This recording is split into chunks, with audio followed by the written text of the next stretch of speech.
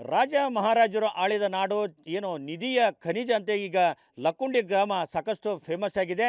ಈಗ ಲಕ್ಕುಂಡಿ ಗ್ರಾಮದಲ್ಲಿ ಎಲ್ಲಿ ಆಗೋದ್ರೂ ಕೂಡ ಚಿನ್ನ ಸಿಗುತ್ತೆ ಅನ್ನೋ ಮಾತುಗಳು ಕೂಡ ಕೇಳಿಬರ್ತದೆ. ಹೀಗಾಗಿ ಈಗ ಲಕ್ಕುಂಡಿ ಗ್ರಾಮದಲ್ಲಿ ಹುಟ್ಟಿ ಬೆಳೆದಂಥ ಮಹಿಳೆ ರತ್ನ ಅವರು ನಮ್ಮ ಜೊತೆ TV9 ಜೊತೆ ಇದ್ದಾರೆ. ಅವರನ್ನೇ ಕೇಳೋಣ. ಅಮ್ಮ, ಇಲ್ಲಿ ಲಕ್ಕುಂಡಿ ಗ್ರಾಮದಲ್ಲಿ ಎಲ್ಲಿ ಆಗೋದ್ರೂ ಕೂಡ ಚಿನ್ನ ಸಿಗುತ್ತೆ ಅನ್ನೋದೊಂದು ಮಾಹಿತಿ ಇದೆ. ಈಗ ನೀವು ಕೂಡ ಇಲ್ಲೇ ಹುಟ್ಟಿ ಇಲ್ಲೇ ಬೆಳೆದವರು, ನೀವೆಲ್ಲ ನಿಮ್ಮ ತಿಳುವಳಿಕೆ ಬಂದು ಹೇಳಿದ್ರೆ ಏನೇನು ನೋಡಿದ್ರಿ, ಎಲ್ಲೆಲ್ಲಿ ಬಂಗಾರ ಸಿಕ್ಕಿದೆ ಅಂತ? ಅಲ್ರಿ ಸಿಕ್ಕೈತ್ರಿ, ಆದ್ರೆ ಯಾರು ಪಬ್ಲಿಕ್ ಮಾಡಿಲ್ರಿ. ಎಲ್ಲ ಕಡೆ ಐತ್ರಿ. ಈಗ ಯಾರ್ಯಾರು ಮನೆ ಕಟ್ಟಿಸ್ತಾರ್ರಿ ಅಲ್ಲಿ ಸಿಗ್ತೈತ್ರಿ, ಪಬ್ಲಿಕ್ ಇಲ್ರಿ. ಪಬ್ಲಿಕ್ ಇಲ್ರಿ. ಅದು ಸಿಕ್ಕಿದ್ದು ನಮಗೆ ಗೊತ್ತಾದ್ರು ಅವರು ಏನೋ ಅವ್ರ ಮನೆತನ ಏನೋ ಉಳ್ದಿಲ್ರಿ. ಅವರೆಲ್ಲರೂ ಇದಾಗ್ಯಾರ್ರಿ. ಮಕ್ಕಳು ಅವರು ತಂದೆಯವ್ರಿ ಎಲ್ಲ ಖಾಲಿ ಆಗ್ಯಾರ್ರಿ. ಅವರು ಹ್ಞೂ ರೀ, ಸರ್ವನಾಶ ರೀ. ಅವ್ರ ಮನೆ ಏನೂ ಉಳ್ದಿಲ್ರಿ. ಅದನ್ನ ನಾವು ಮುಟ್ಟಬಾರ್ದ್ರಿ. ಈಗೇನು ಇವ್ರು ಕೊಟ್ಟಾರಲ್ರಿ, ಇವ್ರು ಒಳ್ಳೇದಂತೇನ್ರಿ ನಾನು. ಹ್ಞೂ ರೀ. ಅದು ರೀ, ನಾನೀಗ ನೋಡಿದ್ದು, ಈಗ ನಾನು ಹುಟ್ಟು ಬೆಳೆದ ಊರ್ರಿ ಇದು. ರಾಜರು ಆಳಿದ್ರು ಇದು. ಅತಿಮಬ್ಬೆ ಆಳಿದ್ದು 12 ವರ್ಷ ಆಳಿದ್ದು ಊರ್ರಿ ಅದು ರೀ.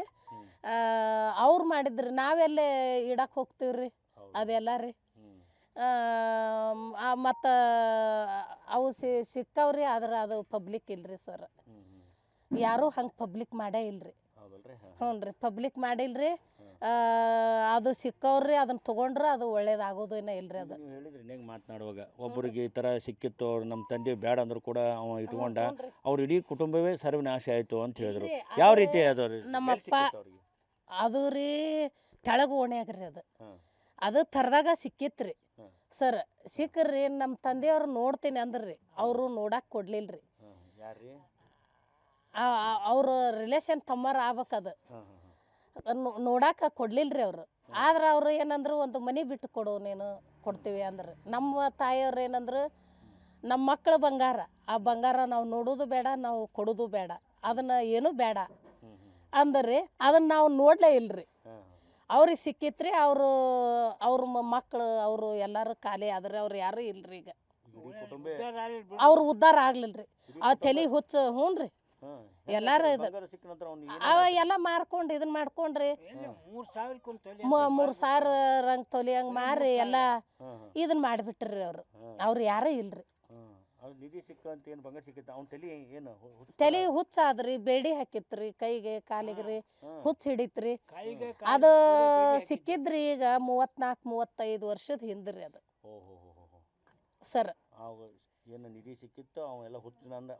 ಹುಚ್ಚ ಆದ್ರಿ, ಕೈಗೆ ಕಾಲಿಗೆ ಬೇಡಿ ಹಾಕಿದ್ರಿ. ಅವ್ರ ಮಕ್ಕಳನ್ನ ರೀ ಸರ್ ಉಳಿಲಿಲ್ರಿ.